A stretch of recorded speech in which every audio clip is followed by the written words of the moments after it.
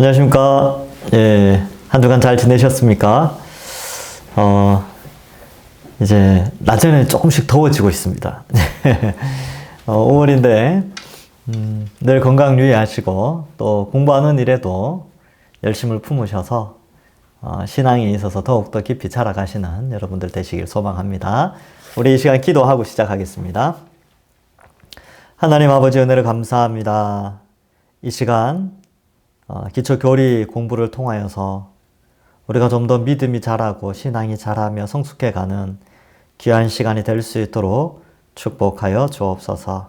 오늘 특별히 인간에 대해서, 사람에 대해서 배우게 되는데 지혜와 명철 주셔서 우리 자신을 온전히 바라보고 오직 하나님만 의지하는 그런 귀한 배움의 시간이 되게 하여 주옵소서. 이 시간도 성령께서 함께해 주실 줄 믿사옵고 예수님의 이름으로 기도하옵나이다. 아멘. 예, 오늘은 제6과 인간의 타락. 보통 이 부분을 이제 인간론이라고 표현을 합니다. 그래서 앞에서는 신론, 기독론, 성령론, 이제 인간론 이렇게 배우게 되는데요. 그래서 인간이 어떻게 타락을 하게 되었는가, 그리고 타락한 이후에 인간은 어떠한 모습인가, 이러한 것들을 한번 살펴보도록 하겠습니다. 자, 41페이지입니다. 자, 하나님에 대한 지식과 자신에 대한 지식. 자, 볼까요? 우리 자신을 인식하지 않고는 하나님을 알 수 없다. 자, 피조물이라는 인식은 내 생각을 나의 창조자에게 돌아가도록 만든다. 이게 무슨 말이냐면, 우연히 발생한 인간, 그러니까 이제 진화론에서 말하는 그런 인간의 개념이 아니고, 그런 걸 생각하지 말고, 우리가 만들어졌다는 거예요. 그럼 만들어졌다면 누가 만들었는가? 이렇게 생각을 하게 되겠지요. 그래서 나의 창조자에게 생각을 돌아가도록 만든다는 거예요. 내가 만들어졌다면. 근데 이제 진화론 같은 경우는 우연히 발생했잖아요. 이제 거슬러 올라가면 아메바, 단세포, 생물 여기까지 올라가는데 거기까지 올라가면 나를 만들었다는 생각을 안 해요. 그냥 우연히 발생했다 혹은 진화했다 이렇게 생각하죠. 근데 그걸 이제 왜 진화했다고 생각하냐면요, 하나님이 만드셨다는 것을 너무나 거부하고 싶은 거예요. 신의 존재를, 살아계신 하나님의 존재를 너무나 거부하고 싶으니까 이걸 거부해버리면 어떤 이제 질문이 등장하냐면, 그러면 인간은 신이 만든 게 아니라면 인간은 어떻게 생겨났는가? 이 질문에 답해야 되거든요. 그래서 이 질문에 답하기 위해서 발생한 것이 진화론입니다. 우리는, 원숭이, 이렇게, 원숭이는 그럼 어떻게 만들어졌지? 원숭이는 그 위로 이렇게, 나중에, 단세포 생물. 거기서 발전한 거지, 우리는. 이렇게까지 간다는 거예요. 어리석죠. 그래서 그 진화론 사람들은 동물원 가면 그 원숭이들한테 인사하고 절하고 막 그래야 돼요. 자기 조상이니까. 우린 종이 다른데요, 그냥, 하나님이 이 생태계 유지와 자연을 유지하기 위해서 저런 동물들 만드셨구나. 이렇게 쳐다보는 거죠. 자, 2번 볼까요? 1번에 2번. 먼저 하나님을 알지 않고는 우리 자신에 대해 정확하게 알 수 없다. 자, 그렇다면 우리 입장에서는요, 우리는 우연히 발생한 것이 아니라 우리는 만들어졌다라고 믿죠. 또 실제로 그렇고. 그래서 만들어진 우리는 우리 자신에 대해서 알기 위해서는 먼저 우리를 만드신 창조주 하나님을 알아야 우리 자신도 제대로 알 수 있다는 거예요. 자, 볼까요? 우리를 아는 지식은 하나님을 아는 지식에 이르게 하고 우리를 아는 더 높은 지식에 이르게 한다. 이게 무슨 말이냐면, 나를 알기 위해서, 그럼 나를 만드신 하나님 알아야 되겠지? 그래서 하나님을 알아가니까 어떻게 돼요? 나를 더 많이 알아가게 되는 거죠. 신기한 거예요. 내가 사실 내 자신을 잘 몰랐는데 하나님을 알아가면 알아갈수록 점점 더 내 자신을 더 알아가게 되는, 그렇게 되는 거죠. 인간이 그렇다는 거예요. 자, 세 번째, 하나님과의 관계 속에서의 인간, 의미 있는 기원. 그죠? 만들어졌으니까 하나님의 형상대로 만들어졌죠. 의미 있는 운명. 그러니까 하나님께 영광을 돌리기 위한 의미 있죠. 인생에 의미가 있어요. 그래서 의미 있는 삶을 살게 됩니다. 하나님께 영광 돌리죠. 또 이 땅에, 이 지구상에 하나님을 대리한 통치자로서 이 지구를 잘 가꾸어 나가는 그런 의미 있는 삶을 살게 됩니다. 근데 하나님과의 관계에서 떠난 인간은 어떻게 됩니까? 의미 없는 기원, 의미 없죠. 아메바, 뭐 단세포 동물에 의해서 기원했다. 뭐 이렇게 되죠. 그러면 운명은 단세포로 와서 이렇게 진화했는데 살아가는 인생은 뭐 의미 없는 운명이죠. 그래서 의미 없는 삶을 살게 되는 것이죠. 그러니까 뭐 죽음은 끝이다 이렇게 생각하니까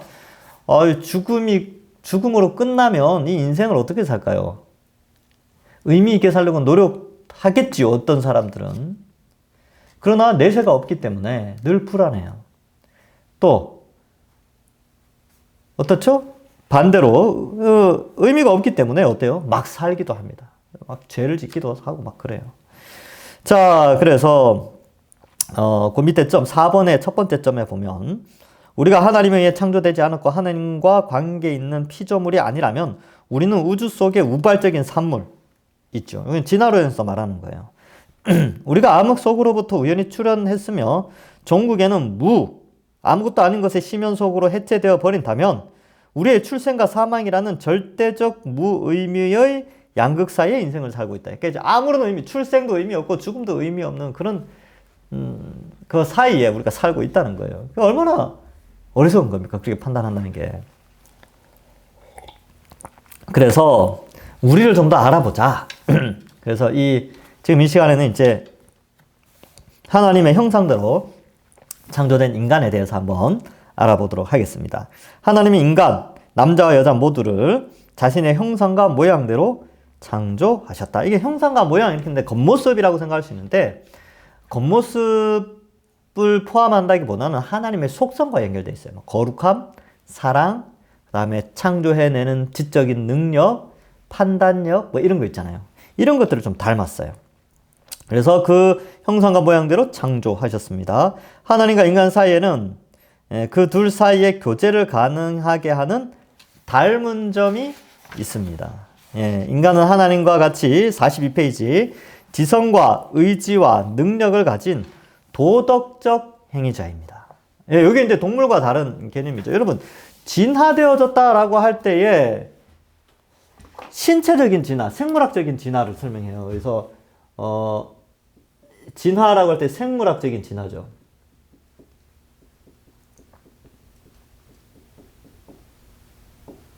그죠? 그러면 우리는 창조주 하나님으로부터 형상을 닮았어요. 형상. 여기서 보면 도덕행위자, 생물학적 진화를 주장하는 진화론은 철저하게 생물학적인 접근을 해요. 근데 우리는 이제 만들어졌죠. 창조. 근데 창조의 근원을 어디에서 보느냐면 하나님의 속성 중에 신적 속성이 아니라 거룩의 속성이에요. 그 다음에 지성 뭐 이런 것들이죠. 그래서 하나님의 속성 가운데 어떤 게 되어 있죠? 여기에는 도덕적 행위, 도덕성이에요. 도덕성. 여러분, 이 도덕성은 진화가 됩니까? 도덕성에 대한 진화에 대한 이야기는 못 들어본 것 같아요. 그래서 원숭이의 도덕성은 이 정도고 더 들어가서 뭐 단세포 동물의 도덕성은 이 정도인데 이 도덕성이 진화해 와서 인간의 도덕성에 이르렀다. 이런 거 못 들어보셨죠? 그렇지 않아요. 그래서 진화는 철저하게 생물학적 진화에 대해서만 많이 이야기를 하죠. 근데 우리는 하나님의 도덕적 속성을 가지고 창조되었어요. 창조. 그죠? 그래서 도덕성은 진화하지 않습니다. 여러분 2000년 전의 도덕성이나 지금의 도덕성, 3000년 전의 도덕성이나 지금의 도덕성 거의 유사합니다. 도덕성은 진화하지 않아요. 왜냐하면 도덕성이라는 것은 하나님의 속성으로 인간에게 주어진 것이기 때문에 이게 진화를 한다든지 뭐 이렇게 되지 않아요. 그냥 인간 내면에 있는 겁니다. 인간이 하나님의 속성을 가지고 만들어졌기 때문에 도덕성을 가지고 있는 것이죠.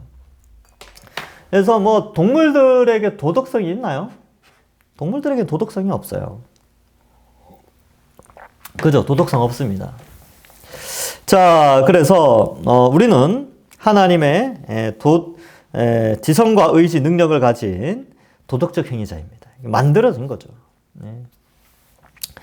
자, 인간은 이 땅을 정복하라는 부르심을 받았다. 통치의 관점에서 닮았다.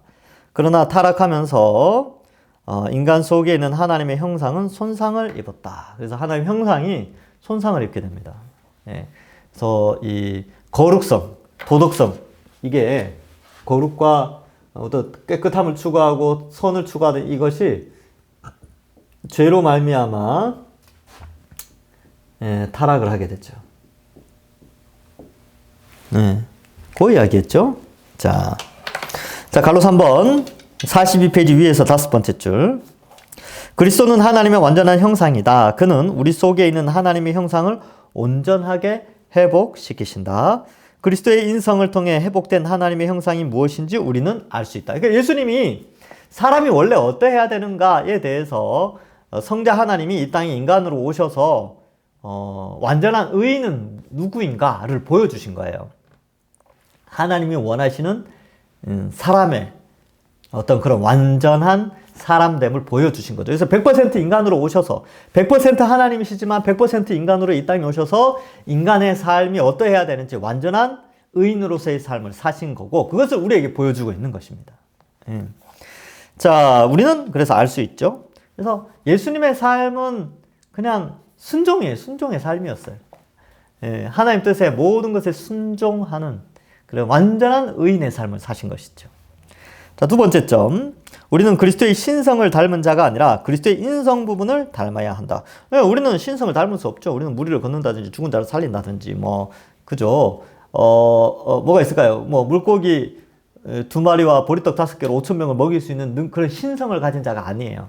우리는 예수님이 남을 사랑하고 아끼고 십자가에 달려 죽기까지 원수들을 사랑하시는 그러한 그런 사랑의 성품, 우리에게 주신 이 거룩과 도덕성의 성품을 우리가 닮아가는 것이죠. 자,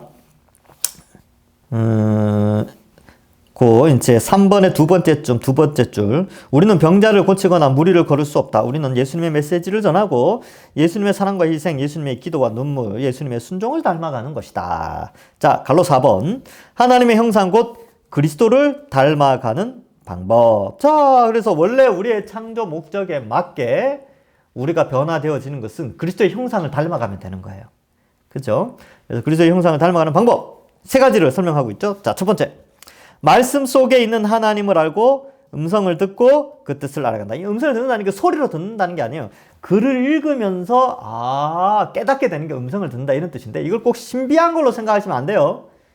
여러분, 음성 듣는 사람 없어요. 이 소리를 직접 듣는 사람 없어요. 실제로 듣는 사람이 있다면 그건 신비주의자죠. 가짜일 확률이 높습니다. 그래서 우리는 글로 된 말씀을 읽기 때문에 그걸 듣는다라고 표현하는 것이죠. 하나님의 음성을. 근데 이제 이것이 설교 시간에 들려지는 거 있잖아요. 이런 것들을 이제 듣는데 사실은 설교를 듣는 거지, 하나님의 어떤 직접적인 말, 소리, 음성, 좀 위대한 그 하나님의 음성을 직접 듣는 건 아니잖아요. 선지자들처럼. 그죠? 지금은 계시가 성경을 통해서 완성됐기 때문에 새로운 소리를 들려준다든지, 그죠? 하늘의 음성이 들려준다든지 그런 게 없어요. 말씀을 통하여서 우리가 분별하고 판단하는 것을 하나님의 음성을 듣는다 이렇게 표현하고, 설교를 들을 때 그 설교 말씀이 하나님의 말씀인 것처럼 여기면서 듣기 때문에 하나님의 음성을 듣는다라고 표현하지, 직접적인 하나님의 음성을 직통으로 계시를 받는 것은 없어요. 자, 그래서 음성을 듣고 그 뜻을 닮아간다. 그렇죠? 말씀 속에 있는, 기록된 말씀 속에 있는 하나님이죠. 하나님을 알고 음성을 듣고 뜻을 알아가고. 기록된 말씀 속에 있는 예수 그리스도를 보고 듣고 닮아갑니다. 복음서의 예수님의 말씀과 행동을 깊이 연구하면 마치 내 옆에서 예수님이 말씀하시고 행동하시는 것과 같다. 이게 약간, 여러분, 약간 신비적인 그런 내용인데,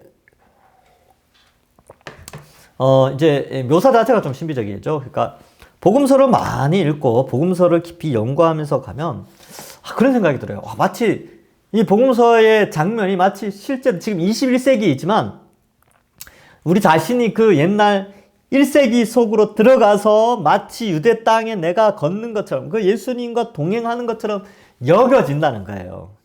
예, 그런 감동이 있다는 것이죠. 이 복음서를 자세히 살피면. 그래서 그렇게 이 책 속에 이입이 되어지고 우리의 감정이나 우리의 지성이나 이런 것들이 그 성경 말씀 속에 복음서 속에 이입되어져서 그거를 마치 그 현장에 있는 것처럼 여겨질 때에 그때 오는 감동이 있다는 거죠. 그렇게 하면서 예수님을 보고 말씀 속에서 예수님을 보고 듣고 닮아가는 거죠. 물론 이 일은 우리의 머릿속에 상상 속에서 이루어지는 것이지만 그렇게 복음서 속에 이입이 되는 겁니다. 여러분 제가 이제 마가복음을 수요일 날 설교를 하는데 여러분 그걸 들으면서 무슨 생각해요? 우리의 생각이 2000년 전으로 들어가서 그때는 이랬겠구나 저랬겠구나 이렇게 상상을 하죠. 예루살렘 성전이 실제로 있었던 것을 누구도 본 사람이 없어요 지금은. 그렇죠? 그림으로나 남아있지 실제로 가서 본 사람은 없어요. 2000년 전에 그 예루살렘 성전을. 근데 우리는 어때요? 말씀을 통해서 상상을 하죠. 이랬을 것 같다. 뭐 성지순례 갔다 온 사람은 그 성지순례 장소를 생각하면서 그때 뭐 이랬겠지 이렇게 상상을 하지. 그죠? 근데 그런 상상 속에 우리가 들어가서 그 속에서 존재하시는 말씀을 기초로 한 예수님을 만나는 것이죠. 말씀 속에서. 그래서 설교가 은혜되는 거예요. 왜냐하면 들으면서 2000년 전에 그 상황을 내 머릿속에 떠올리면서 예수님이 마치 바로 내 앞에서 말씀하시는 것 같은 그런 감동을 누리기 때문에 그렇습니다. 저도 그래요. 저도 이제 예전에 제 기억으로는 요한복음 할 때였던 것 같아요. 신학대학원 3학년 때 요한복음을 연구하고 있을 때였는데 이제 연구하는데 기억납니다. 4장이요, 4장. 아직도 기억나요. 4장이 길거든요. 아침부터 이제 연구를 시작해서 그날 수업이 없어도, 제가 신대원 다닐 때는 이틀밖에 수업이 없었거든요.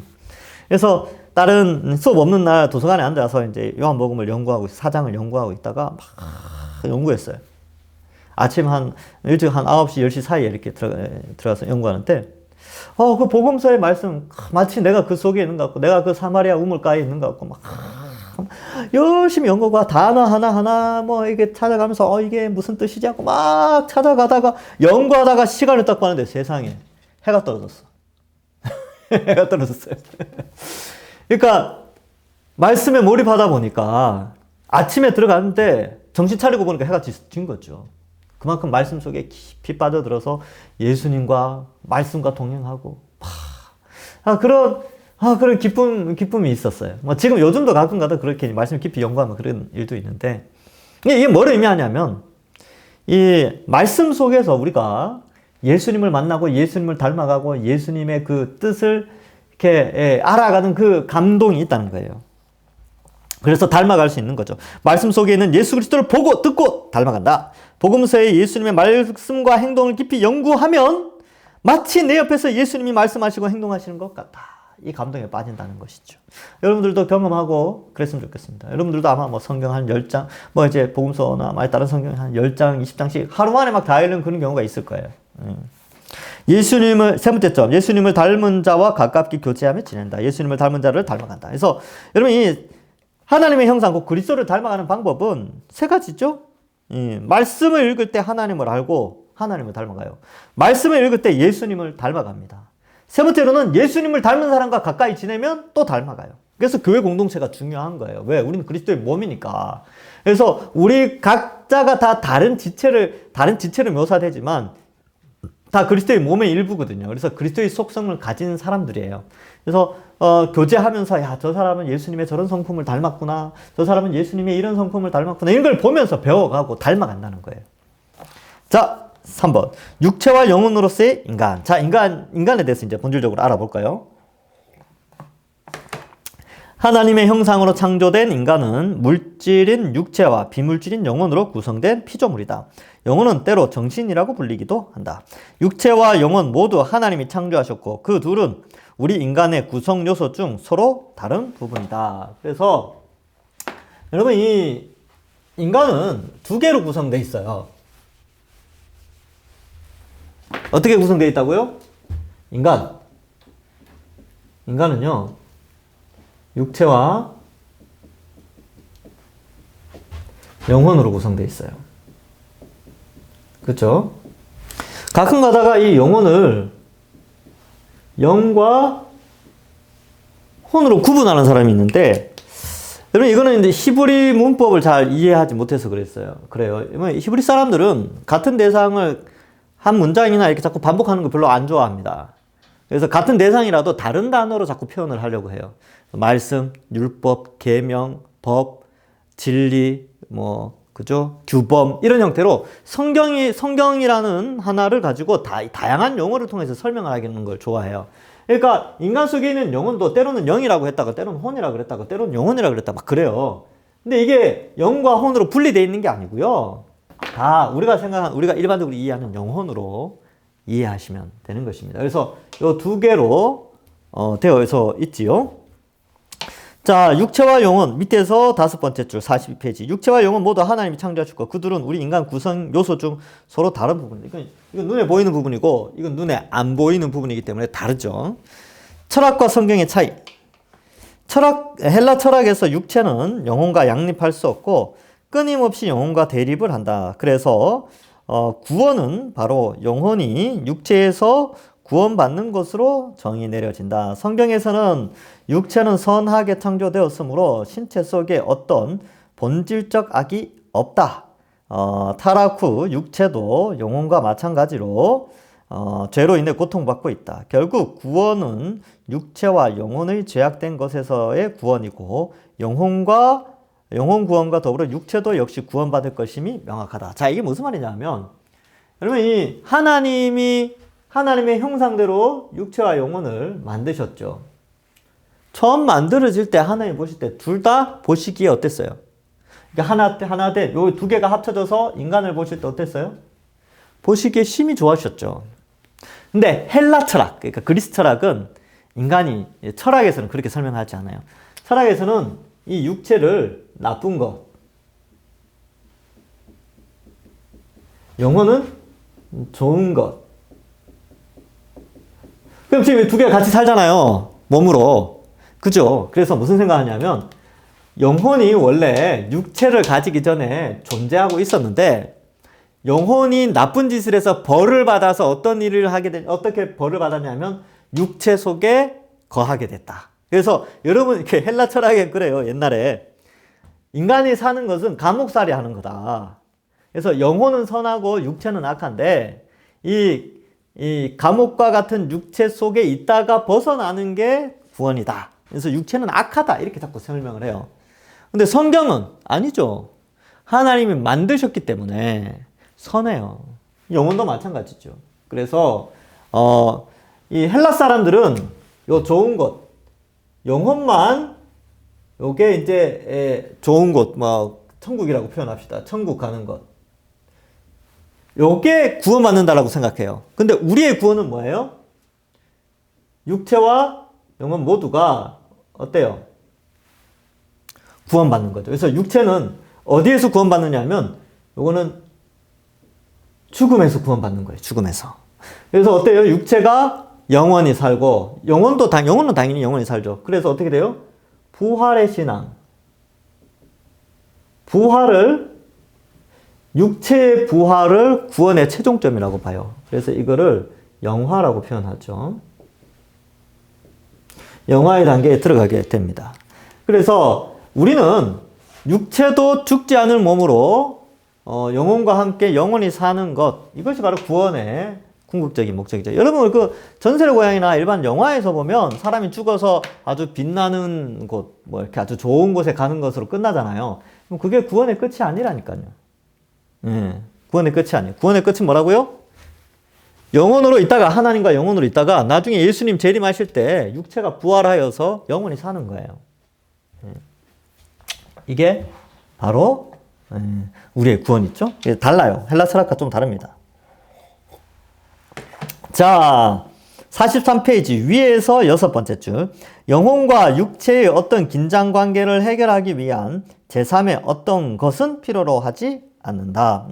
그러니까 이제 3분설이라고 해서 육체와 영과 혼 이렇게 구분하는 것은 의미가 없다는 거예요. 정통신학은 인간을 육체와 영혼으로 구분한다. 육체와 영과 혼으로 나누는 3분설을 거부한다. 자, 갈로 4번. 육체는 죽지만 영혼은 계속해서 산다. 신자들은 육체의 부활과 영화가 함께 있을 구원의 마지막 날을 기다린다. 이거죠, 이거죠. 예, 이 날을 기다리죠. 한편 회개하지 않은 자는 하나님의 영원한 심판을 기다린다. 영혼과 육체 두 가지는 모두 하나님이 구원하시는 은혜의 대상이다. 그래서 둘 다 구원받아요. 둘 다. 예, 둘 다 구원을 받는 거죠. 예, 우리 자꾸 이것만 구원받는다 이런 생각이 자꾸 있는데 그렇지 않아요. 둘 다 구원받는 거예요. 둘 다. 아시겠죠? 예. 혹자들은 예수님을 믿으면 지금 영혼도 구원받지만 육체도 구원받기에 모든 질병과 가난에서 해방되어야 한다고 주장한다. 그러한 주장이 마지막 부활 때를 말한다면 전적으로 맞는 말이지만 현재를 살아가는 것에 적용될 때는 성경의 내용과 달라진다. 그러므로 육체의 구원은 철저히 마지막 때 주실 소망으로 인식하며 살아야 한다. 그러므로 구원은 지옥에서 천국으로 옮겨지는 영혼의 구원과 마지막 재림 때 육체의 부활을 소망하는 육체의 구원을 동시에 포함하고 있다. 이것이 구속이라는 개념이다. 이게 무슨 말이냐 하면 이제 가끔가다 이제 오해하시는 분들이 있어요. 그러니까 이제 내가 이 땅에 살면서 예수님 믿으면 육체까지 구원받으니까 이제 나 예수님 믿고 이제 앞으로 안 아프겠다. 앞으로 안 죽겠구나. 앞으로 어떠한 질병도 다 피해 가겠구나. 뭐 이번에 코로나 같은 경우. 나 이제 예수님 믿었으니까 코로나도 피해 가겠지. 이런 생각을 하면 안 된다는 거예요. 이게 잘못된 인식이에요. 잘못된 인식. 그래서 우리가 육체의 구원을 받는다라고 했을 때는 현재를 이제 예수님 믿고 나서부터 현재를 살아가는 인생 가운데 육체가 이제 구원받았기 때문에 앞으로 안 늙고 안 죽는다. 이런 개념으로 생각하시면 안 된다는 거예요. 그죠? 육체의 온전한 구원은 언제라고요? 부활 때, 예수님 재림 때예요. 지금은 예수님 믿으면 어때요? 새 생명으로 태어났죠. 그래서 영혼이 구원받았어요. 영혼이. 근데 육체는 아직 예수님 오시지 않았기 때문에 이 육체는 썩어질 것에 순종하여 안타깝게도 육체는 질병에 걸리기도 하고요. 노화가 일어나고 나중에 죽게 되는 거예요. 주님이 오실 때까지는. 그렇죠? 이러한 한계가 있습니다. 그러니까 이제 오해하시면 안 된다는 거예요. 나 예수님 믿자마자 육체까지 구원받았다 이렇게 말하는 것은 잘못된 거예요. 아시겠죠? 육체 구원은 언제라고요? 육체는 부활할 때, 예수님이 재림할 때. 예, 부활은 언제 돼요? 재림 때 우리의 부활이 일어납니다. 예수님이 2000년 전에 부활이 어떤 건지 보여주셨거든요. 야, 봤지? 내가 부활의 첫 열매야? 두 번째 열매는 우리가 되죠, 우리. 근데 언제요? 재림 때. 예. 그래서 완전한 영화에 이르게 됩니다.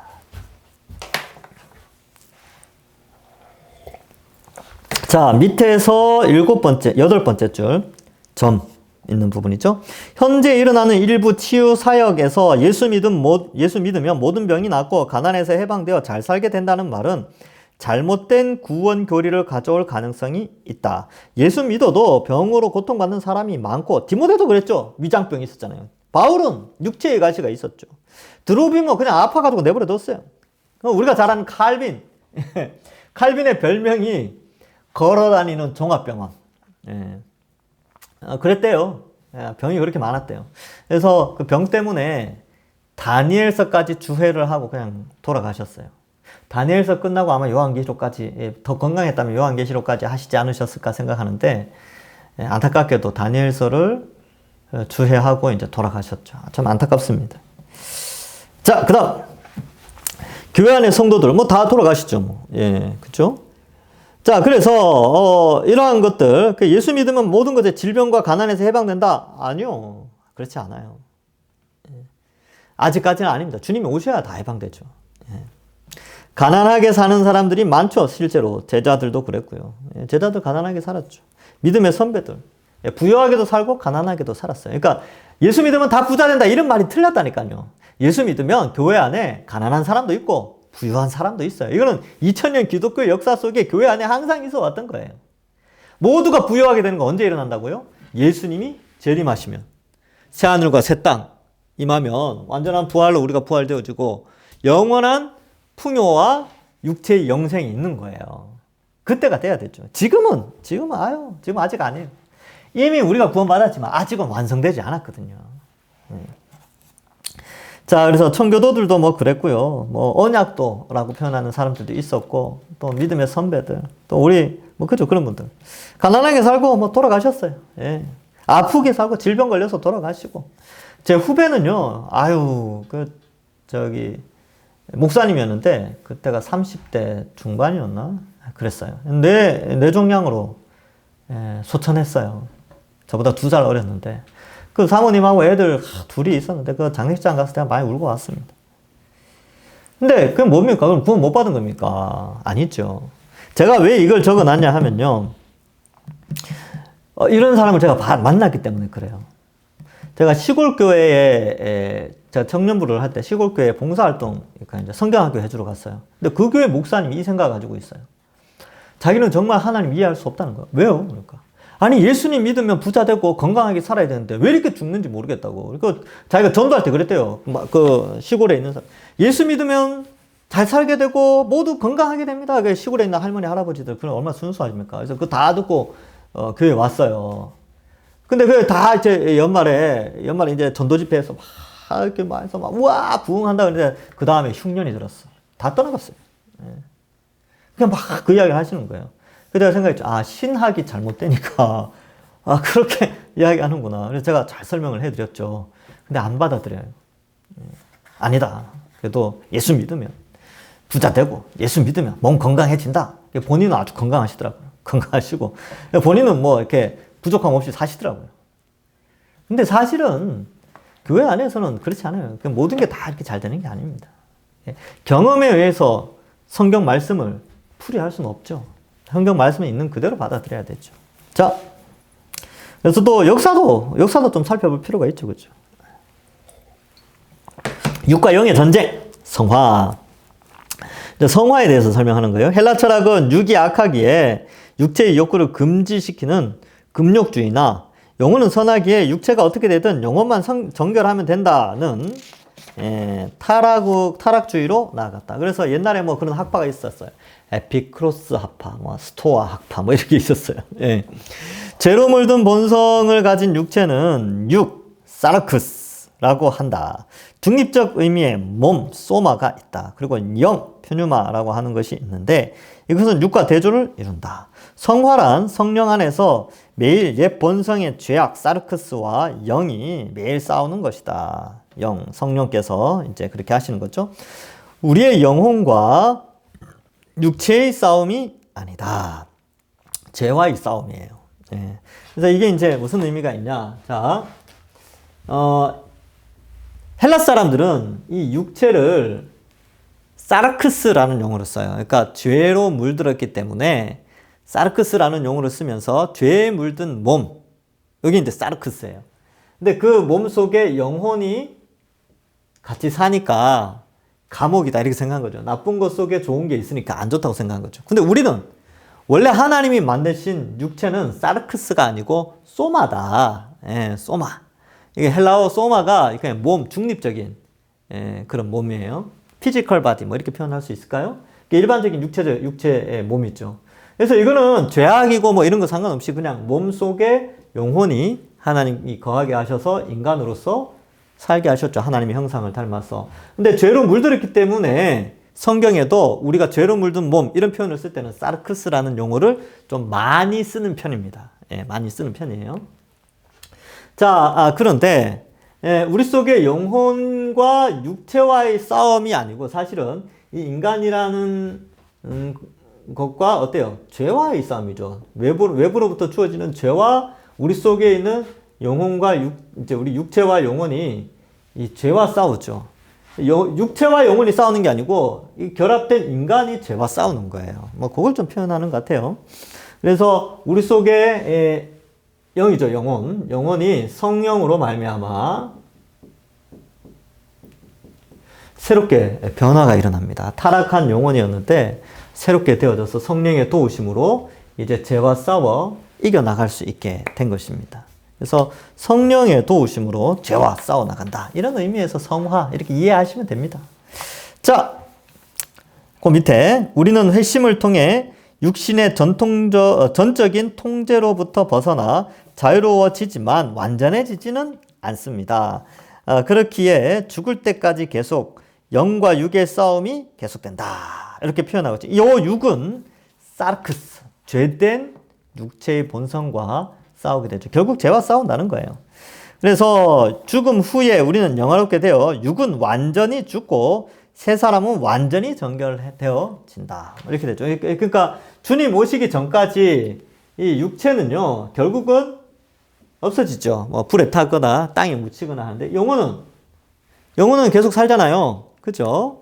예, 그것을 이야기하고 세 사람은 완전히 이제 성령을 통해 완전히 성결해진 사람, 그 사람은 하나님과 계속 지내다가 주님이 오실 때에 지상으로 내려와 몸을 입고 부활의 몸으로 새하늘과 새 땅에서 거주하게 되는 것이지요.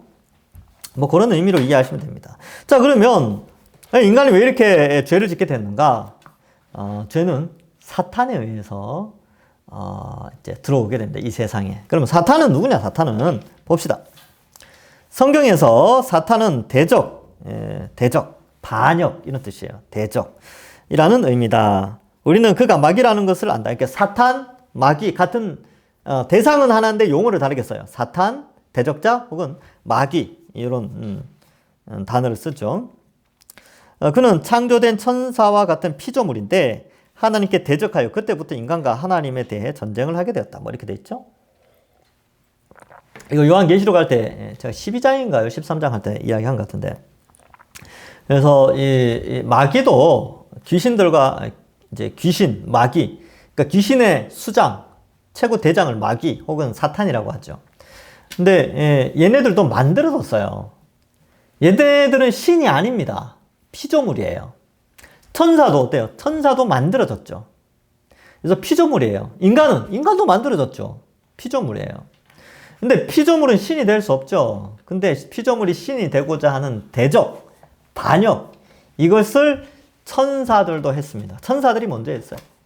그리고 인간 세상에 내려와서 같은 죄를 짓도록 유혹을 했죠. 그게 에덴 동산 사건 아닙니까? 그죠? 그래서 뭐 이렇게 돼 있어요.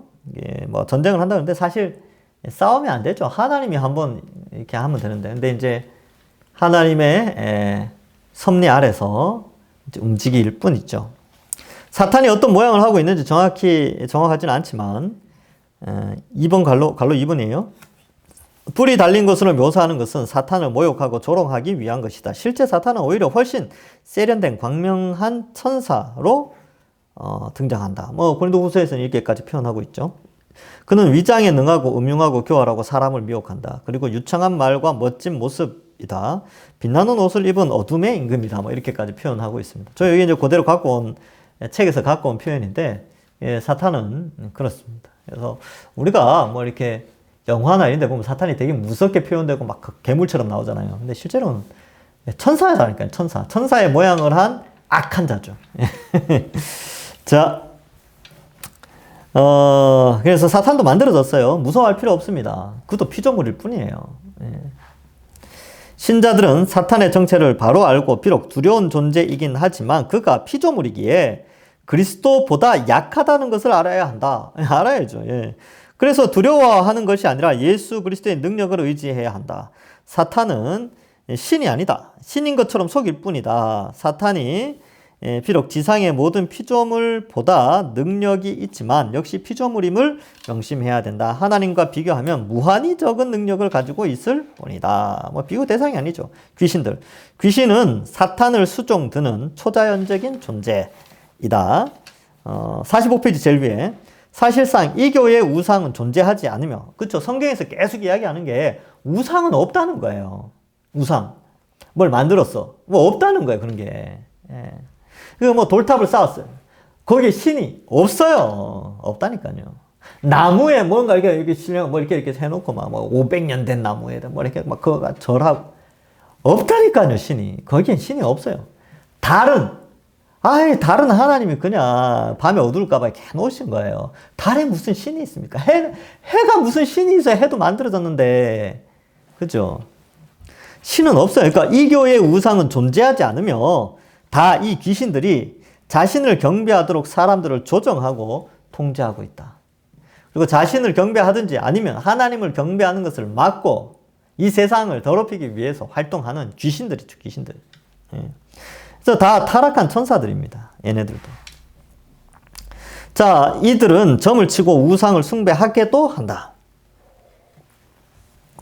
그리고 병을 주어 사람을 괴롭힐 때도 있어요. 그러니까 모든 병은 귀신이 준다라고 말할 수는 없지만 귀신이 주는 병도 있어요. 그러나 귀신과 상관없는 병도 있습니다. 복음서에 보면 나와요. 그래서 어떤 귀신 들린 사람이 막 아파가지고 막 그럴 때 예수님 귀신 쫓아주시죠. 근데 또 어떤 소경은 이렇게 시각장애인이잖아요. 그 사람들이 물었어요. 저 누구 죄 때문입니까? 그러니까 예수님 뭐라 그래요? 누구의 죄 때문도 아니다. 하나님의 영광을 위하여 그가 소경이 되었고 그 영광을 드러내는 그날 예수님이 그 눈을 뜨게 하시죠. 그래서 이 사탄이 병을 주어 괴롭힐 때도 있지만 그렇다고 모든 병이 귀신에 의한 것은 아니다. 하나님이 주시는 병도 있어요. 여러분 다윗이 범죄했을 때 온 이스라엘에 전염병이 돌았습니다. 누가 줬어요? 그 전염병. 하나님 주신 거죠. 그죠? 그래서 그 바알보올 사건, 모압 땅에서 이스라엘 백성들이 바알보올 사건으로 그 우상을 숭배하는 여자들과 함께 이렇게 음행을 했을 때 24,000명이 죽었다라고 돼 있죠. 그때 24,000명이 어떻게 죽었냐면 전염병으로 죽었어요. 전염병. 그 전염병 누가 보냈습니까? 하나님이 보내신 거예요. 그렇죠? 그러니까 모든 병은 마귀가 준다. 이 말은 굉장히 위험한 말입니다. 코로나가 처음 시작될 때 그랬어요. 이 병은, 이 코로나는 마귀가 주는 거다. 이렇게 생각하는데 아니요. 마귀가 주는지 하나님 주는지 우리는 알 수 없어요. 그냥 그 질병, 전염병이니까 최대한 방어하고 기도할 뿐이죠. 예. 혹 그런 전염병이 돌 때는 혹 우리가 무슨 범죄함이 있는가 이런 것도 돌아보게 되고 그런 거예요. 자, 그래서 이걸 구분을 잘 해야 되는데 우리는 구분 못해요. 우리는 사람이니까. 이걸 누가 구분할 수 있어요? 예수님은 구분하죠. 그리고 예수님의 권위를 이어받았던 사도들은 이런 걸 구분할 수 있었지만 사도 시대 이후에는 이걸 구분할 수 있는 사람이 없어요, 사실. 그래서 뭐 옛날에 이런 것 때문에 사람들 많이 막 괴롭혔잖아요. 이렇게 자기는 뭐 귀신을 구분할 줄 뭘 구분합니까? 뭐 구분해요. 예. 하나님이 주신 질병인데 그 귀신이 줬다 그러면 그거 어떡하려고 그래요? 하나님 뜻을 어기는 건데. 그러니까 그런 식으로 함부로 두려워하거나 함부로 판단하거나 그러지 마세요. 그래서 병이 있으면 어떡하라고요? 병원 가서 치료받고 기도받으라. 그게 야고보서의 말씀 아닙니까? 결론. 예. 하여튼 제가 이제 이런 것들을 좀 같이 이야기하고 워낙 신비주의가 요즘 많아가지고 제가 이런 거 보면 좀 그래요. 자, 위에서 6번째 줄. 이들은 45페이지입니다. 이들은 초인적이지만 귀신들을 말하죠. 신적인 것은 아니며 큰 능력을 가지고 있지만 전능하지 않으며 큰 영향력을 행사하지만 제한되어 있고 무적행으로 던져질 운명에 있다. 그래서 이제 무적행으로 던져졌다가 나중에 불못에 던져지는 거예요. 그리스도로 말미암아 사탄은 패했다. 그러나 더 많은 사람의 구원을 위해 하나님은 아직 이들의 활동을 제한적으로 허락하십니다. 왜요? 아직까지 하나님이 원하시는 하나님의 백성의 수가 차지 않았기 때문에 한시적으로 이들의 활동을 허락하시고 하나님의 백성들의 수가 채워지면 그제야 끝이 오죠. 그래서 다 불못에 던져지게 됩니다. 자, 그러나 이들은 패배한 절망적인 영들이다. 그들은 이제 지옥과 어둠의 구덩이에 결박되어 있어서 아직 한 곳에 제한되어 있지는 않다고 하더라도 칼빈이 말했듯이 그들은 그들이 가는 곳마다 사슬을 질질 끌고 다니는 것이다 라고 표현한다는 거예요. 이게 무슨 말이냐면 사탄을 이겼어요, 예수님이. 그래서 어떻게 돼요? 사탄을 따르는 귀신의 무리들을 다 쫓아내시면서 그 쫓아낸 귀신들이 어디로 갑니까? 무적행으로 들어가 있는 거예요. 무적행은 감옥과 같은 곳이죠. 그래서 거기에 있다가 그 감옥에서 풀려나게 돼요. 왜? 불못에 던져넣기 위해서. 근데 얘네들은 어떻게 생각하냐면 우리가 다시 풀려나서 활동할 수 있겠구나 생각하는데 어때요? 요한계시록에 보니까 우와 풀려났다 라고 하는데 풀려나서 보니까 어때요? 하나님이 다 끌어모아서 불못에 던져버리죠. 그게 그들의 운명입니다. 그래서 지금 활동하는 것처럼 보이지만 칼빈의 말처럼 여기 뭐라고 돼 있어요? 사슬을 질질 끌고 다니는 것 같이 활동이 제한되어 있다는 겁니다. 그러니까 어때요? 이들의 활동이 제한되니까 복음이 전 세계적으로 이제 퍼져나가게 되는 것이죠. 자, 이러한 기본적인 의미. 사실 이 내용도 원래는 굉장히 많습니다. 많은데 그냥 여러분들의 이해를 돕기 위해서 짧게 이렇게 좀 써놨어요. 자, 그 다음 죄, 원죄, 인간의 부패 한번 봅시다. 자,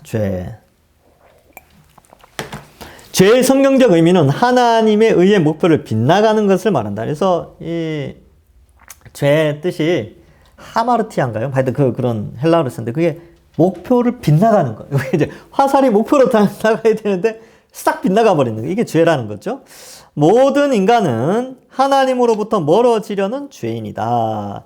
시편 14편 1편에 다 의인은 없다. 한 명도 없다. 그런 뜻이죠. 로마서 3장 1절도 3장 10절도 마찬가지고. 죄는 사람 사이에 윤리적인 것을 포함하지만 더 큰 의미에서는 하나님과의 관계성에서 그 의미를 찾아야 한다. 성경은 하나님과 관계를 멀리하고 부정하는 모든 것을 죄라고 한다. 그래서 하나님의 통치를 거부하는 거예요. 여러분, 하나님이 세상을 만드실 때 하나님 나라를 이루려고 그랬죠. 이거 제가 세가족 성경공부 교재 1과에서 설명을 했는데 하나님은 하나님 나라를, 왕국을 만들기를 원했어요. 왕국. The Kingdom of God. 킹덤이에요. 킹덤. Nation. 뭐 오늘날 같은 그런 단어를 쓰지 않고 킹덤이라는 단어를 쓰는데 왕국을 만들어요. 왕국. 근데 왕국의 구성 요소, 왕국, 나라, 왕이 다스리는 나라의 구성 요소, 주권, 영토, 백성이에요. 근데 이 세 가지가 순서가 있죠. 처음에 성부, 성자, 성령 하나님의 주권이 있었고 그 주권자가 영토를 만들죠. 지구를 만들잖아요. 그리고 우주를 만들죠. 그 다음에 마지막에 백성을 만들게 됩니다. 그래서 이건 사람, 이거는 우주 그러면 좀 이렇게 좀 너무 넓은 생각이 드니까 우주와 지구 이렇게 생각합시다. 우주와 지구. 주권은 삼위, 일체, 하나님. 하나님이, 그래서 주권을 가진 자를 왕이라고 표현합니다. 왕국. 그죠? 우리는 지금 왕이 없죠? 우리는 국민이 주인이잖아요. 그래서 민주. 백성민자의 주인주자. 백성이 주권을 가지고 있다. 이렇게 되는데 왕국은요? 백성이 주권을 가지고 있지 않아요. 하나님, 왕이 주권을 가지고 있는 그런 거죠. 그런데 죄가 뭐냐? 결국은 요 사람들이 요 주권을 인정하지 않을 때 죄가 되는 거예요. 죄. 우리도 마찬가지죠. 여러분, 국민이 주권을 발휘해서 뭘 만들어놨어요? 헌법을 만들어놨죠. 근데 헌법을 어기는 것은 주권에 반하는 행동입니다. 원리가 그래요. 그래서 죄가 되어지고 벌을 받게 되는데 왕국에서의 죄의 개념은 철저하게 주권자와 관련되어 있습니다. 주권자의 법, 주권자의 통치나 주권을 인정하지 않을 때 그것이 죄가 됐죠. 이거는 흔히 반역죄. 인정하지 않겠다. 이거는 반역죄죠. 백성이 내가 주권자 되겠다. 이거는 반역죄, 반역. 역적이죠, 역적. 그래서 조선시대 때 왕국일 때, 우리나라도 왕국일 때가 있었죠. 그 왕자리에 자기가 올라가려고 하는 자들은 다 죽게 됐죠. 그러니까 하나님 나라에서 인간이 왕이 되려고 했으니까 죽음이 오는 것이죠. 자, 죄. 그 부분을 읽었습니다. 그래서 관계예요, 관계. 하나님을 왕으로, 하나님을 주인으로, 하나님이 이 창조주로 이걸 인정하느냐, 이 관계성 속에 들어가 있느냐, 안 들어가 있느냐에 의해서 죄가 결정되어지는 거예요. 그러니까 우리가 생각할 때 윤리적으로 괜찮다라고 여겨지는 거 있잖아요. 그러니까, 아니, 에덴 동산에 열매 하나 먹는 게 그게 무슨 죄냐, 이렇게 생각했을 때 윤리적으로 그게 무슨 잘못이냐라고 했는데 관계적으로 죄예요. 하나님의 주권을 거부했기 때문에. 자기가 주권자가 되고 싶었기 때문에. 어떻게 해요? 이걸 먹으면 하나님처럼 될 수 있다 그러니까. 자기도 주권자가 될 수 있다라고 그러니까. 너희가 백성이지? 마귀가 뭐라고 유혹해? 야, 너네 이거 선악과 먹으면 너희도 주권자 될 수 있어. 너희도 에덴의 주인이 될 수 있다니까. 지금 에덴 주인 누구야? 하나님이지. 너희도 주인이 될 수 있다니까. 야, 먹어봐. 보니까 먹음직도 하고 보암직도 하고 하나님처럼 지혜롭게 할 만큼 탐스럽기도 하니까 먹어버리잖아요. 왜? 반역의 마음이 있으니까. 그걸 이제 자극해서 먹게 되는 것이죠. 그래서 이 하나님과의 관계성이에요. 여러분, 아브라함이 의롭다고 여김을 받죠. 도덕성 때문에 그래요? 아니요. 하나님과의 관계성 때문입니다. 차딕라는 히브리어 의라는 단어가 철저하게 윤리적인 게 아니고 관계적인 거예요. 그래서 노아는 당대의 의인이라. 아이들 가르칠 때 노아가 착하게 살았으니까 하나님이 의인으로 여겨주셔서 구원해 주셨어요. 이렇게 설교하면 이게 잘못된 설교예요. 노아도 그 시대의 산물이죠. 예.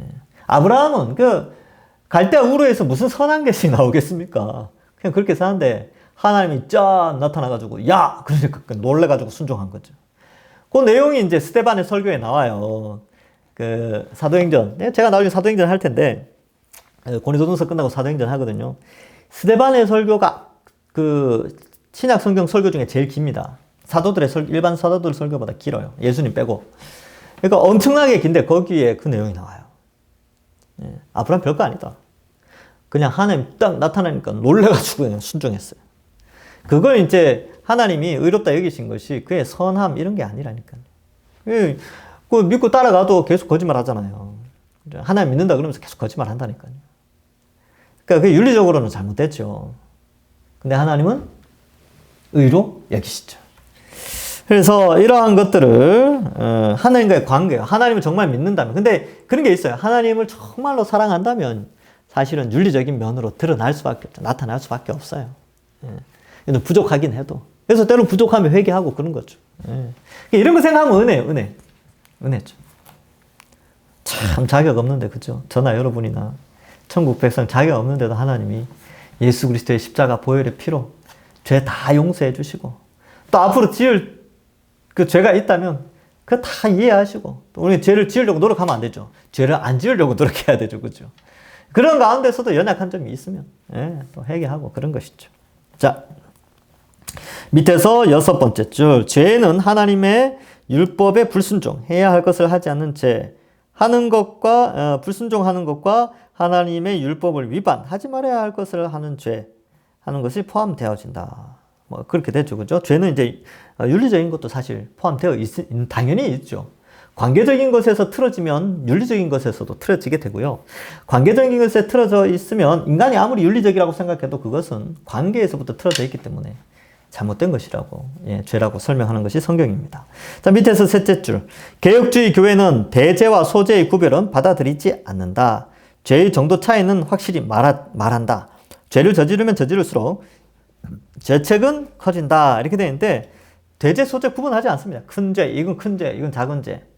뭐 그러면 큰 죄는 뭐 그 지옥 가고 작은 죄는 지옥 근처 가고 뭐 그런 거 없다는 거예요. 어떤 사람 뭐 카톨릭처럼 그렇죠. 개혁주의와 카톨릭의 차이는 그런 거예요. 카톨릭처럼 뭐 연옥이나 이런 데가 없어요. 천국 아니면 지옥입니다. 성경에는 연옥이란 장소가 없으니까. 근데 이제 카톨릭은 대죄 소죄를 나눠가지고 대죄 지으면 지옥 가지만 소죄는 연옥이나 뭐 이런 데 가가지고 이제 회개해서 다시 천국 가든지 뭐 이런 식으로 설명한다는 거예요. 그런 건 없다. 그러나 큰 죄는 큰 벌을 받는다. 이게 율법에 나오죠. 율법에 나와요. 도둑질을 하면 보상을 하지만 사람을 죽이면 죽음으로 갚아야 되는. 그러니까 이제 죄의 무게로 인하여서 형벌이 달라지는 율법의 체계는 있습니다. 나라의 근간을 세우는 데 있어서는 그런 게 필요하지요. 그러나 여기에서 말하는 것은 다 죄다. 죄는 다 죄다. 그걸 설명하는 거예요. 자, 46페이지 원제. 죄의 보편성은 사회적 요인이나 환경적 요인으로 설명할 수 없다. 뭐 여기 밑에 보면 좀 읽어보세요. 이렇게 이거 설명하고 넘어가면 좋긴 한데 오늘날 교회가 밑에 46페이지 제일 밑에 그 각주를 한번 보세요. 4번. 오늘날 교회가 심리학을 수용하여 죄의 문제를 사회적인 것과 환경적인 것으로 돌려 철저히 회개로 죄를 해결하지 않고 있다. 오히려 환경적 요인을 해결하고 용서하는 것으로 죄로 인해 발생하는 결과를 개선하려고 한다. 이런 사상은 극히 조심해야 된다. 오늘날 심리치료는 인간의 근본적인 원죄에 대해 용서받지 못한다. 자, 여기 뭘 말하느냐면 여러분 죄 문제 해결은 회개를 통해서만 가능해지죠. 예수 그리스도의 십자가 보혈을 의지하여 회개할 때 죄 문제가 해결되어지는데 심리학은 회개를 말하지 않아요. 환경의 개선 이걸 말하죠. 그래서 네가 그런 죄를 지은 것은 너의 그 환경 때문이다. 그러니까 환경을 고치면 그 죄를 고칠 수 있다. 이렇게 설명하면서 회개 없는 죄 문제 해결 이거를 교회가 받아들이면 안 돼요. 무슨 말인지 알겠죠? 그래서 네가 그렇게 도둑질 자꾸 하는 거 보니까 어릴 때 아버지의 영향을 받았구나. 아버지가 막 뭐 한다고 해서 다 도둑질 합니까? 아니죠. 그죠? 그러니까, 이, 불우한 환경 속에서도 바르게 잘 자라는 사람들이 얼마나 많습니까? 물론 불우한 환경 때문에 못 자라는 사람, 이렇게 죄를 짓는 사람도 많이 있지요. 근데 모든 것을 환경 탓으로 돌려버리면 회개는 사라지는 거예요. 교회 안에서조차 이런 것들을 받아들이면 안 되죠. 우리는 철저하게 우리의 원죄로 말미암아 환경 가운데서 자범죄를 짓죠. 그럼 어때야 돼요? 회개해야죠. 하나님 앞에. 죄인입니다. 내가 죄인입니다. 예수 그리스도의 피로 용서해 달라고 기도하고, 또 예수님 믿고 나서 또 범죄함이 있다면 환경을 개선하는 게 아니라 자신의 죄를 고백해야 되죠. 용서해 달라고. 그리고 다시는 십자가를 생각하면서 그 죄를 안 지려고 노력해야 되는 것이죠. 환경 탓으로 돌려버리면 그게 어떻게 합니까? 그렇죠? 그래서 뭐 너의 그러한 성향은 뭐 너의 부모님이 그래서 그 우리가 죄를 가지고 태어나서 그래요. 그 환경이 자극하는 건 있어요. 제가 환경을 무시하는 게 아닙니다. 환경의 요소로 인하여서 범죄가 그 죄성이 자극되어져서 그런 일을 할 수는 있지요. 환경을 개선할 수는 있지만 근데 계속 말하잖아요. 죄는 그대로 머물러 있다니까요. 죄는 회개할 때 없어지는, 깨끗하게 되는 거예요. 회개 없는 행동 개선은 그 죄 문제를 해결하는 게 아니에요. 죄 문제 해결은 용서함을 받을 때 가능합니다. 죄 용서. 예수 그리스도의 십자가로만 가능하죠. 근데 이런 잘못된 것이 교회 안에 들어와가지고 이제 막 움직이게 되면 이게 성경의 진리가 왜곡될 수 있습니다. 자, 위에서 46페이지 위에서 셋째 줄 두 번째 점. 죄의 보편성은 인류의 타락에 의해 설명될 수 있다. 모두가 타락했다는 거죠.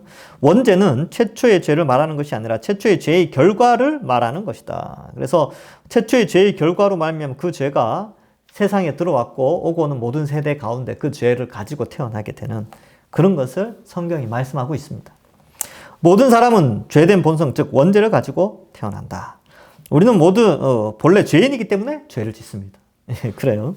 자, 인간의 부패성. 인본주의는 죄를 인간 삶의 가장자리나 끝부분에 위치한 것으로 보고 인간의 근본적으로 선하다고 봅니다. 그래서 죄가 중요하지 않다 이렇게 생각하고, 그러니까 인간은 근본적으로 선하다라고 주장하는 사람들이 많다는 거예요.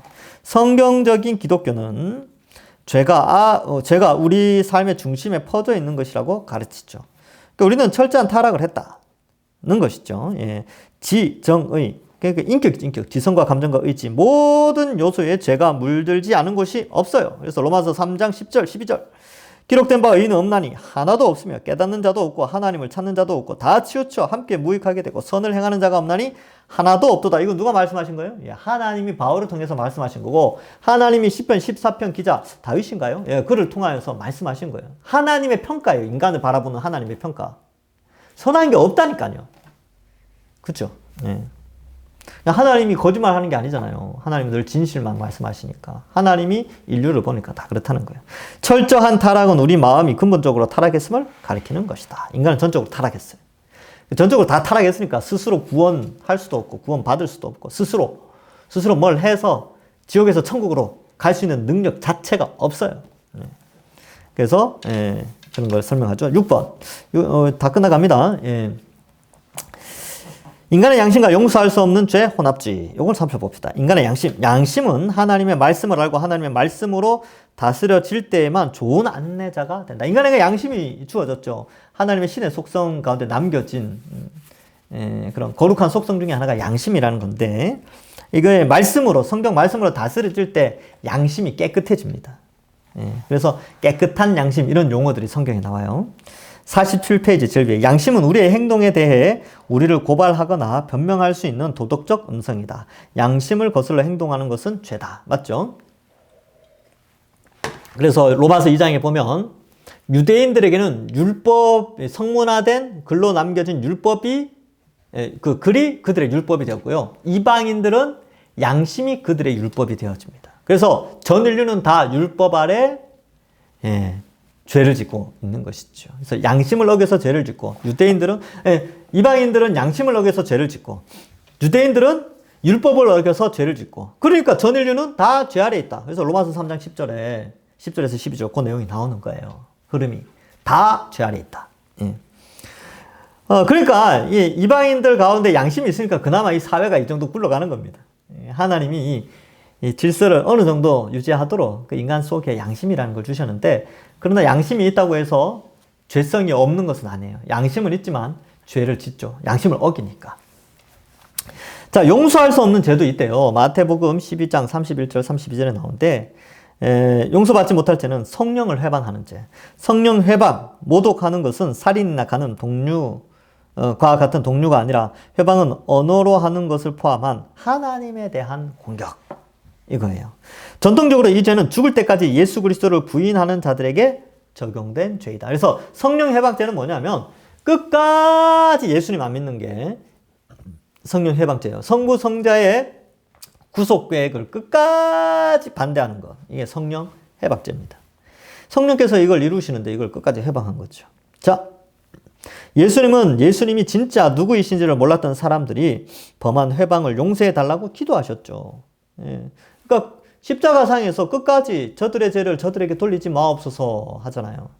그 말을 스데반이 오마주하죠. 예. 스데반이 그 말을 그대로 따라합니다. 어쨌든 죽을 때까지 예수님은 어때요? 용서해 달라고 기도하셨죠. 예. 그래서 죽을 때까지 회개하지 않는 죄가 성령 해방죄다. 이렇게 이해하시면 좋습니다. 참된 그리스도인들은 하나님의 은혜 곧 성도의 견인으로 인해 성령 해방죄를 결코 범하지 않는다. 그래서 성령이 우리 속에 있기 때문에 끝까지 하나님을 부인한다든지 뭐 하나님을 저주한다든지 그럴 수 없어요. 우리는 성령 해방죄를 치를 수가 없어요. 정말 예수님 믿고 있다면. 예. 그걸 설명하는 거죠. 혼합주의도 조심해야 되는데 혼합주의는 이방 종교들이나 철학들을 혼합하거나 섞는 것을 말한다. 섞어버리는 거죠. 신앙과. 구약 성경에 나타난 이스라엘 종교에서 계속되는 문제 가운데 하나는 이방 종교의 유입이다. 그러니까 율법도 있고 하나님도 섬긴다고 하면서 이방신도 같이 섬겨요. 이거서 하나님께 제사 잘 지내고 돌아서서 그 하늘의 해와 달과 별 이런 거 막 섬기고 그랬다는 거예요. 신약의 교회는 헬라와 로마의 종교와 문화의 영향력에 맞서서 씨름했어요. 헬라 지중해 연안에는 그리스 로마 신화들, 그 종교들 있죠. 그래서 그 지중해 연안은 다 종교다원주의입니다. 다신주의예요. 근데 기독교는 어때요? 삼위일체 유일하신 하나님, 유일신, 삼위일체 유일신 신앙이 있죠. 그러니까 그 시대에 또 맞지 않았어요. 예. 혼합주의를 배격했죠. 썩지 않았어요. 예. 근데 가톨릭은 다 섞어버렸어요. 예. 그 이집트 그쪽에 있는 여신 숭배 사상 이런 거 다 받아들여가지고 마리아 숭배하고 뭐 그래요. 나중에 설명해 드릴게요. 왜 그럴 수밖에 없었는지. 시간이 없으니까. 나중에 설명할 길이 있을 거예요. 밑에 약간 나오긴 할 텐데. 자, 신약의 교회는 헬라와 로마의 종교와 문화의 영향에 맞서 씨름했죠. 자, 마지막 점. 현대 교회는 기독교 사상과 이방 종교와 세속 철학을 연합하려는 시도의 위협을 받고 있다. 각주 5번을 보세요. 마지막입니다. 데이비드 웰스. 제가 지난번 책 소개해드렸죠. 그죠? 데이비드 웰스는 오늘날 기독교가 경영학과 문화 그리고 포스트 모더니즘에 물들어 이상한 기독교가 복음주의 안에 있다고 말한다. 마케팅 교회, 이머징 처치, 이머징 교회, 이게 떠오르는 교회 그런 뜻인데 교회가 바로 그것이다. 존 메가더라는 사람이 있어요. 오늘날 기독교가 심리학과, 마케팅과 엔터테인먼트, 신비주의에 물든 혼합 형태로 변화되었다고 말한다. 그런 교회들이 많아요. 아주 많습니다. 신비주의적 치유, 예언, 방언, 쓰러짐 등등 이러한 현상 모두는 성경적으로 점검해 봐야 될 필요가 있습니다. 그래서 이런 책들이 많이 나오고 있어요. 야, 이거 20세기 말에 이런 것들 굉장히 유행했는데 이게 정말 성경적이냐? 이게 정말. 이거 혹시 혼합주의의 형태를 띠고 기독교라는 이름으로 나타난 것은 아닌가? 살펴보자고 하는 책들이 많이 나오고 있어요. 그러니까 대표적인 게 이 데이비드 웰스와 존 메가더 목사님의 책들이에요. 여러분, 존 메가더 목사님이 지금 살아 계세요. 미국에서 엄청나게 큰 교회입니다. 아이러니하게 존 메가더 목사님 굉장히 보수적이거든요. 그래서 그레이스 처치에 부임할 때 한 400명이었어요. 철저하게 말씀, 이제 성경 교재 이런 거 본인이 알아서 만들어내고 신방도 안 했대요. 하루 8시간 말씀 보고. 그러니까 청빙 받을 때 그랬대. 자기는 신방 안 하겠다. 사람들 찾아뵙고는 안 하고 나한테 8시간의 성경 연구 시간을 확보해달라. 그게 다 허락해줬대요. 그래서 성경 공부 이 교재 만들고 막 교재가 한 100권 이상이 돼요. 하고 막 성경을 연구하고 아주 보수적으로 저보다 더 보수적이야. 아주 보수적으로 목회를 했는데 지금 3만 명이에요. 3만 명. 예.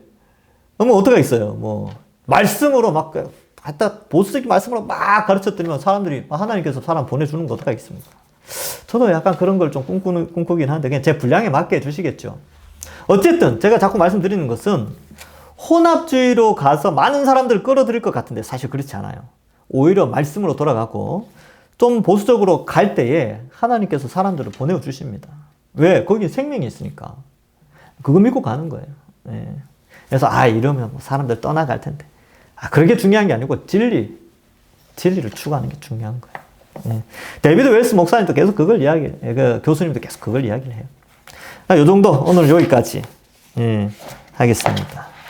예, 다음 시간에는 인간의 구원론이라고 하는데 오늘 이게 중요하니까 2번 해서 하도록 하겠습니다.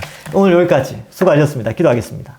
하나님 감사합니다. 매주 1시간씩 혹은 조금 1시간보다 길게 공부를 하는데 하나님 우리들 지치지 않게 하시고 오히려 이런 공부 시간이 우리의 즐거움이 되고 바른 진리를 알아가는 귀한 시간이 될 수 있도록 축복하여 주시옵소서. 성령 하나님께서 우리와 함께 하시고 우리 동산교회 모든 성도들 지켜주시고 온전한 길로 인도하여 주실 줄 믿사옵고 더욱더 재미있는 기초교리 공부가 될 수 있도록 또한 앞으로도 끝까지 포기하지 않고 잘 공부할 수 있는 우리 성도들 되게 하여 주옵소서. 감사드리오며 예수님의 이름으로 기도하옵나이다.